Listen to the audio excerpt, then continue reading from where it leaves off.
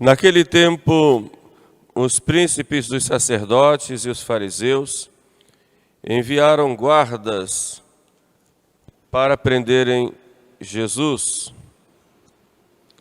E ele então disse-lhes: ainda estou convosco por um pouco, depois irei para aquele que me enviou. Vós buscar-me-eis, mas não me encontrareis, nem vós podeis vir aonde eu estou. Disseram, pois, entre si os judeus: para onde ele irá, para não o encontrarmos? Irá, porventura, para os que se acham dispersos entre as nações, pregar aos gentios? O que quer dizer isto, que ele nos disse: vós me buscareis, mas não me encontrareis? E aonde eu estou, vós não podeis vir? No último dia da festa, o mais solene, Jesus dizia em alta voz: se alguém tem sede, venha a mim e beba.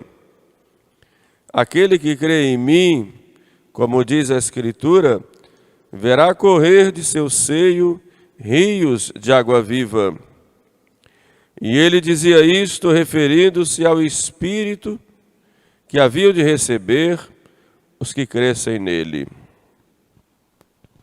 Louvor a vós, ó Cristo. E pelas palavras do Santo Evangelho sejam perdoados os nossos pecados. Amém.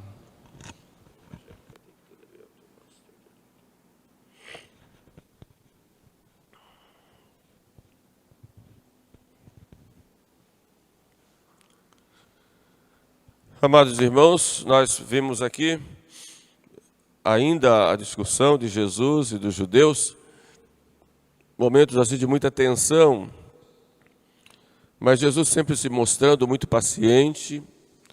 Era um justo perseguido pelos judeus, mas sempre se mostrando muito paciente, muito acolhedor e com o coração ardendo de amor até para com os seus inimigos, que buscavam algum meio para prendê-lo, algum motivo para condená-lo, Jesus, e darem uma aparência popular de que estavam fazendo o melhor. Era uma grande artimanha dos judeus. Já tinham decidido matar Jesus. Já tinham decidido que não o queriam, que não era o Messias que eles esperavam. Porque esperavam o Messias, não o Messias como Jesus, que vinha libertar o homem do pecado, um Messias humilde, simples, que pregava penitência, mas queriam um Messias com grande esplendor e que viesse trazer para Israel as grandes glórias que Israel tinha nos tempos de Davi e de Salomão. De modo que tinham feito uma espécie de caricatura do Messias, querendo alguém que tivesse um poder mais militar, político, material, que viesse trazer a solução para todos os problemas de Israel, mas, sobretudo, para levar Israel a um grande poder mundial. Era uma tentação de querer um Messias mais político e que agradasse politicamente a todos. Mas Jesus não tinha esse tipo de compromisso com o Pai, porque o Pai não o mandou para que ele fosse politicamente correto pelo mundo e que levasse ao mundo uma espécie de hegemonia material, política, ideológica. O Pai não mandou Jesus para isso. Jesus, que é o Filho de Deus feito homem, veio para nos salvar. E nos salvar de quê? Nos salvar do pecado, nos dar uma verdadeira libertação, que não é uma libertação político-ideológica, mas uma libertação do demônio, do pecado e da morte. Ele veio para dar a salvação. Ele é o Salvador. E como Salvador é o Cristo. O termo Cristo significa o ungido. Ungido porque se ungiam os profetas, se ungiam os reis e se ungiam também os sacerdotes. E Cristo é esse ungido, ou seja, o sacerdote, o profeta, o que fala em nome do Pai, e o rei. Mas não um rei material, político, um rei que reina nos corações, para transformar o coração do homem e, transformando o coração do homem, transformar a vida humana também do ponto de vista social, mas como consequência e não como fim. Como não era o Messias que eles queriam, eles já haviam decidido matar Jesus. Primeiro vão rodeando Jesus com as palavras e depois vão inventar histórias contra Jesus e não conseguindo, eles vão conseguir alguém do grupo de Jesus para traí-lo. E foi exatamente o que fizeram com Judas, que já tinha um mau espírito, porque também Judas queria um Messias conforme os judeus, mas sabia que Jesus era alguém extraordinário. E pensa, eu vendo Jesus, fico com o dinheiro, já roubava ou já furtava, já era desonesto, queria uma espécie de Cristo também revolucionário, fico com o dinheiro, engano, chegou até a dizer que era necessário dar o dinheiro aos pobres, mas não que gostava dos pobres, por isso Judas já defendendo os pobres, era tudo falso, porque ele queria o dinheiro para ele. Vende Jesus por 30 moedas. Alguns autores dizem que Judas talvez achasse que Jesus iria se sair bem, porque já tinha conseguido se defender, né, feito milagres, então iria vencer os judeus, mas ele ia ficar bem. E ele então vende Jesus. Mas Jesus, nessa discussão com os judeus, mostra que era necessário uma adesão a Ele para ter a vida eterna e para o homem ser verdadeiramente feliz. Essa adesão à pessoa dele, numa entrega a Ele, o crer em mim, de que fala Jesus, não significa apenas um acreditar intelectualmente, mas o crer em Jesus é dar um sim a Ele, como pessoa, como a segunda pessoa da Santíssima Trindade, e a Ele como o Filho de Deus feito homem. Aderir a Ele para pensar como Ele e agir como Ele. E como Filho de Deus, viver como Ele. Era exatamente esse o programa de Jesus, e é esse programa de Jesus para cada um de nós. Mas isso é um caminho. E o caminho nós vamos ver lá no Antigo Testamento, na leitura de hoje, que nos conta do profeta Jonas, que foi chamado por Deus para pregar numa cidade de Nínive, que era uma cidade pagã.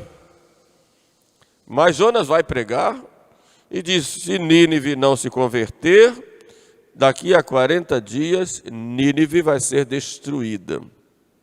Era uma cidade pagã, como eu disse, e era uma cidade muito grande, que tinha também uma projeção. E Deus mandou que Jonas pregasse, porque os pecados de Nínive já tinham chegado ao céu, como hoje. Os homens fazem tantas coisas, brigam entre si, mergulham nos pecados como se Deus não existisse.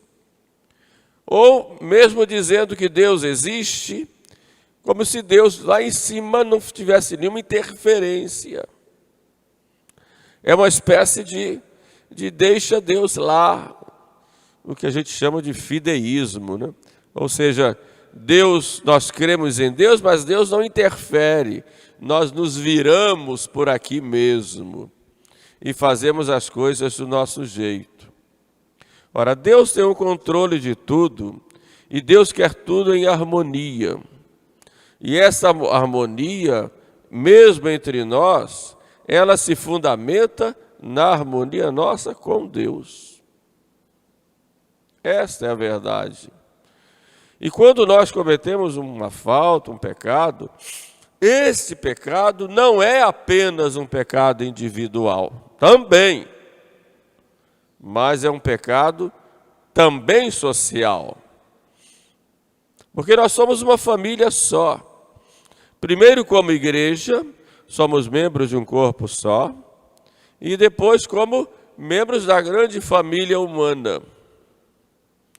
E quando nós cometemos pecados, esses pecados, eles nos atingem individualmente, mas também atingem os nossos irmãos, que são membros do mesmo corpo que somos nós. E os pecados, às vezes, chegam ao céu, aliás, sempre chegam ao céu como pecados, e bradam a vingança de Deus. Mas não podemos olhar a Deus como um vingador que vem à terra para punir. Quer dizer, eu vou mandar para a terra muita punição, colocar fogo naquele povo, dar chicotadas, maltratar. Não é assim. Não é assim. É que Deus é amor e sempre procura nos acolher, sempre é paciente conosco, sempre manda chuva, sol para todo mundo, porque Ele é amor. E Ele não quer a morte do pecador, e sim que se converta em viva. Mas acontece que Deus também é justiça.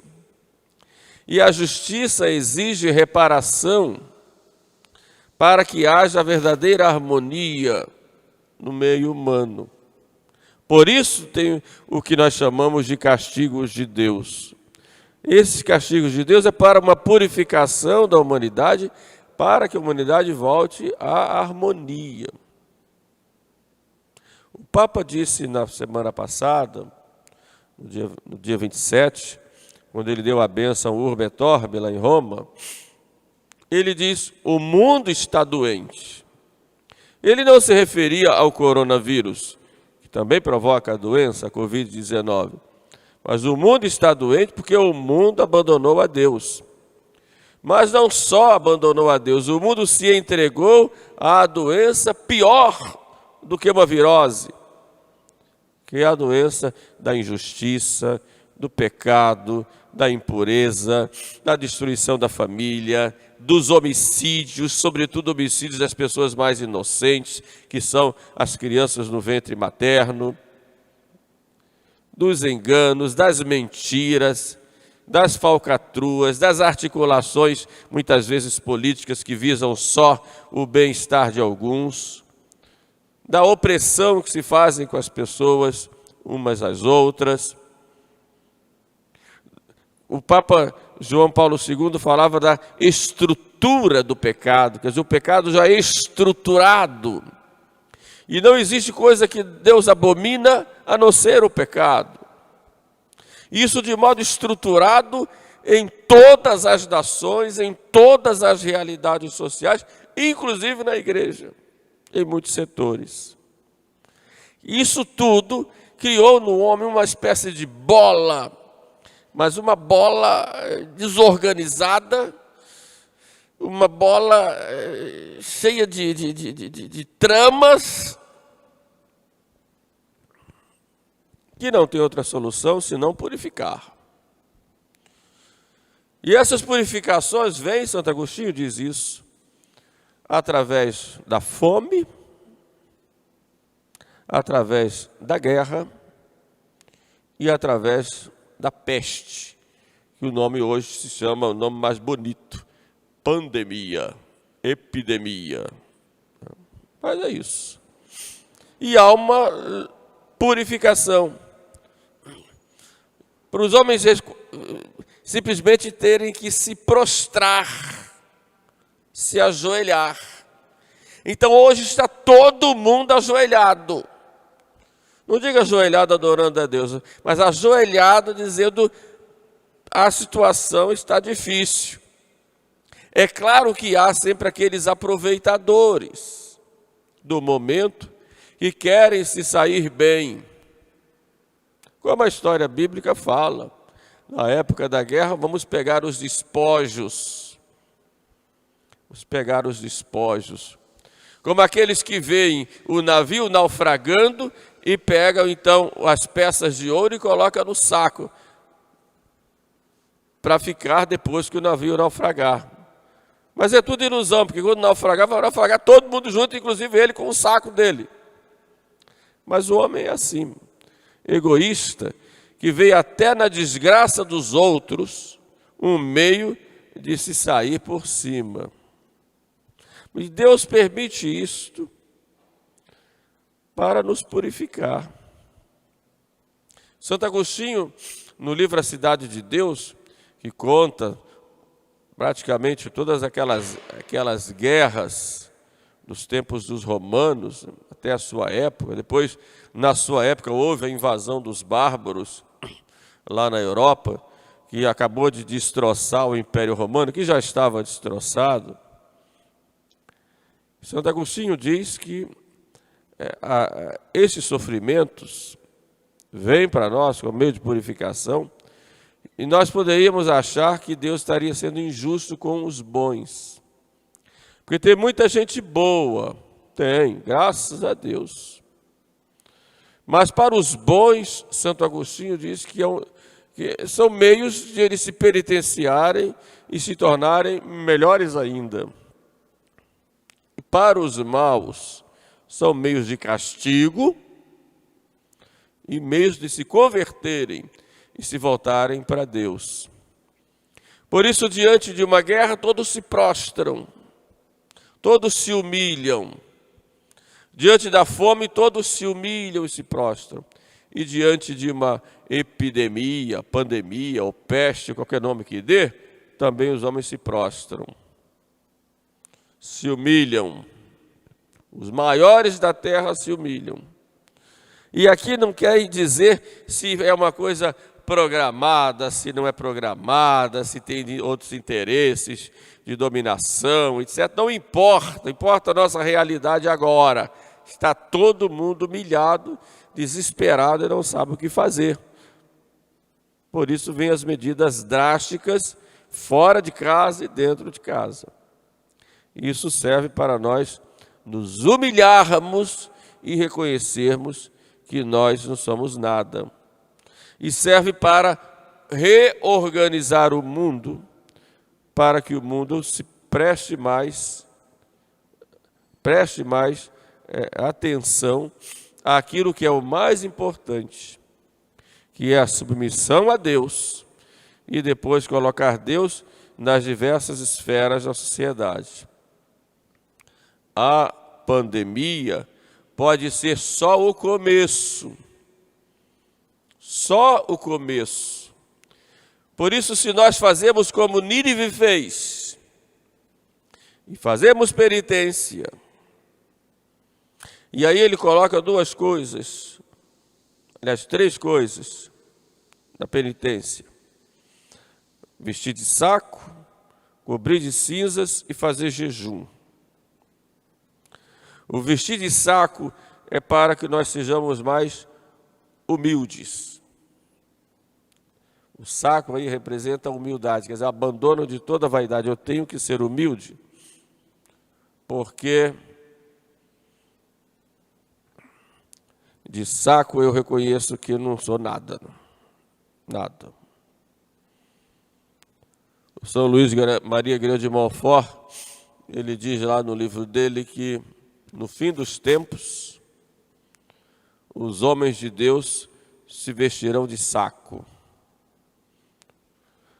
E toda vez que eu coloco a minha batina, eu digo que estou colocando um saco. É um saco com 2 buracos. 3, né? Tem um pescoço também.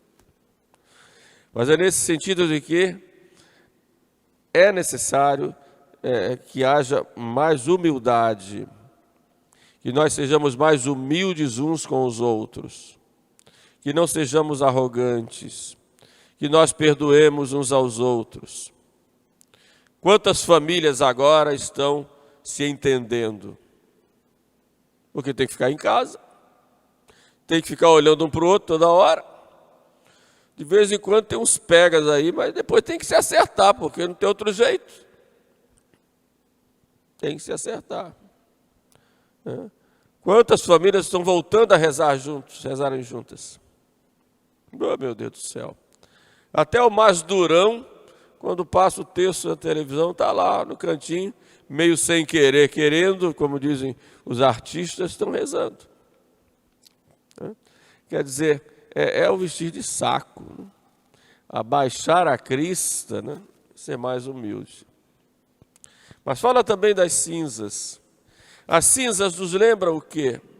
A cinza nos lembra aquilo que Deus disse a Adão, lá no paraíso, depois que Adão pecou por orgulho.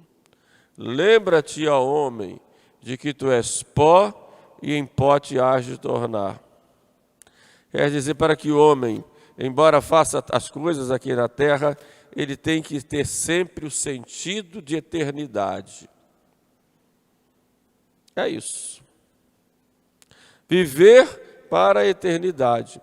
Não significa, como diziam os gregos, um nefelibata. O nefelibata significa o que mora nas nuvens. Não é isso. Mas significa fazer as coisas do mundo, mas sempre com a visão de eternidade.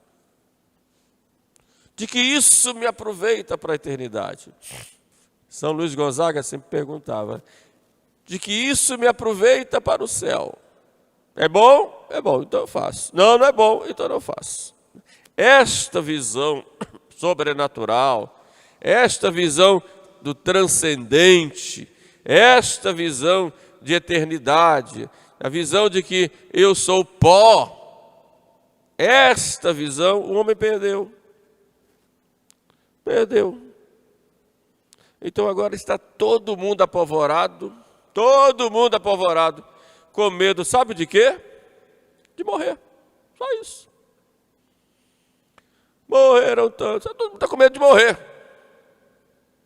Todo mundo com medo de morrer. E é normal, porque nós fomos criados para a vida, mas para a vida eterna. Não importa se morre, se não morre, importa se morre bem. Só que não se preocupam com isso. Então, é hora de usar a cinza, ou seja, é hora de pensar que eu sou pó. Pode dizer, se o Padre Deus está querendo que todo mundo morra. Não. Não quero que morra, mas sei que todo mundo vai morrer. Ou de câncer, ou de gripe, como diziam os antigos. Mas vai morrer. Essa geração que está desesperada agora, daqui a 50, 100 anos, vai estar todo mundo lá morto. Todo mundo. Então, quem escapar do coronavírus não vai escapar de outra coisa que vai levar à morte depois. Então, esta falta de visão de eternidade já se perdeu. Então, o desespero hoje é medo de morrer, pelo menos no povo. Não sei nos chefes, porque também vão morrer daqui uns dias, ou daqui uns anos, não sei, Deus é que sabe. Falar daqui uns dias, daqui a pouco morre um, vou dizer que eu profetizei. Mas é verdade. Então, esta falta de visão de eternidade que nós perdemos. Isso não significa que nós não tenhamos que zelar pela vida. Sempre temos que ter um zelo grande pela vida. E cuidar, porque a vida é um dom de Deus. Mas a vida pertence a Deus. Por isso as cinzas. Mas ele coloca lá um terceiro sentido. Além das cinzas, eles fizeram o jejum. O jejum já nos leva a buscar um controle da nossa vontade e um controle das nossas paixões. O jejum nos leva a colocarmos as coisas em ordem. O corpo sujeito à alma e a alma sujeita a Deus. E pronto.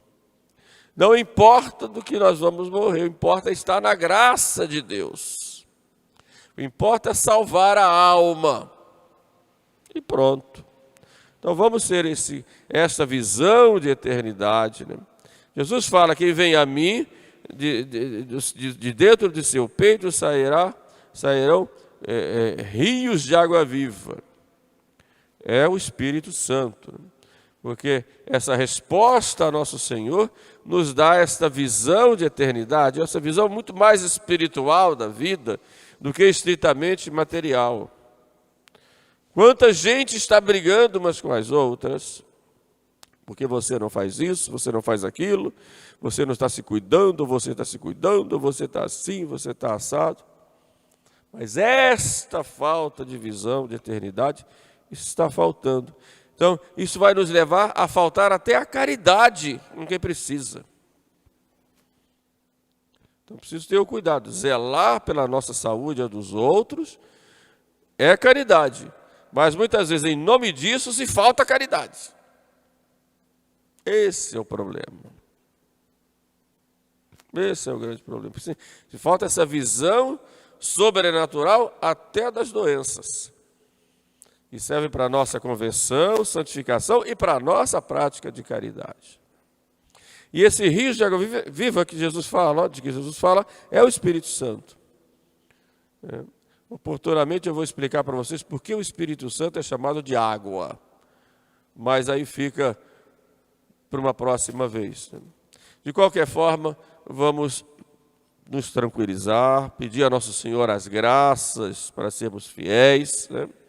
Cuidar de ter essa vida de penitência como foi com Nínive, porque depois que o povo todo fez penitência, Deus não mandou o castigo, né?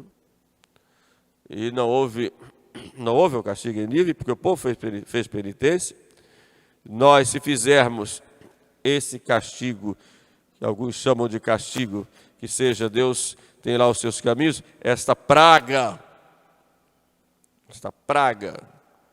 pode passar, né? E tomara que, passando o coronavírus, as outras pragas que há na sociedade, o descuido de uns dos outros, o abandono das pessoas mais necessitadas, dos velhinhos, que muitas vezes são jogados nos asilos, são chamados de atrasados ou coisas do tipo.